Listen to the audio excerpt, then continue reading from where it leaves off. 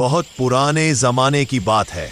उत्तर भारत के एक घने अंधेरे जंगल के बीचों बीच एक भव्य हवेली थी, राजा विक्रांत सिंह की हवेली।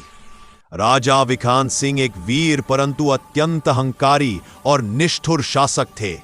उन्हें अपनी ताकत और संपत्ति पर इतना गर्व था कि एक बार उन्होंने कहा था, इस दुनिया में कोई शक्ति मुझसे बड़ी नहीं, न भगवान न शैतान। उनकी यह बात सुनकर महल के पुजारी ने चेतावनी दी, राजन, घमंड सबसे बड़ा पाप है।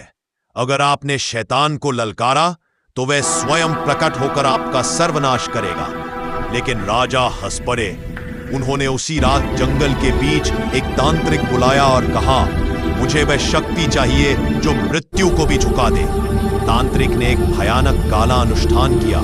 आग के चारों ओर खून से मंत्र लिखे गए और बलि दी गई एक काले शेर की। उसकी आत्मा से निकला धुआं सर्प बनकर राजा की देह में समा गया। तभी बिजली कड़की, धरती कांप उठी और एक काली परछाई वहां प्रकट हुई। वह था शैतान अग्निरथ, नरक का प्रहरी।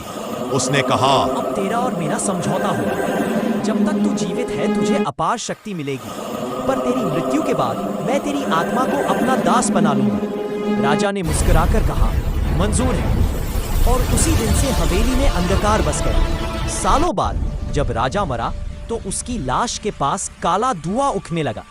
लोगों ने देखा कि उसकी आंखें खुली और एक भयानक गर्जना के साथ उसने अपने नौकरों को निगल लिया।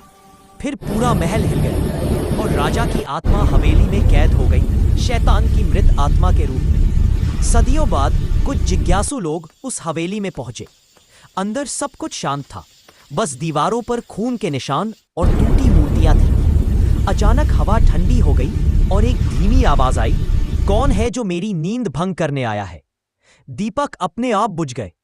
एक युवक ने देखा, सामने राजा विक्रांत सिंह खड़ा था, पर उसका चेहरा आधा इंसान आधा जानवर जैसा था। उसकी आंखों से आग निकल रही थी और पीछे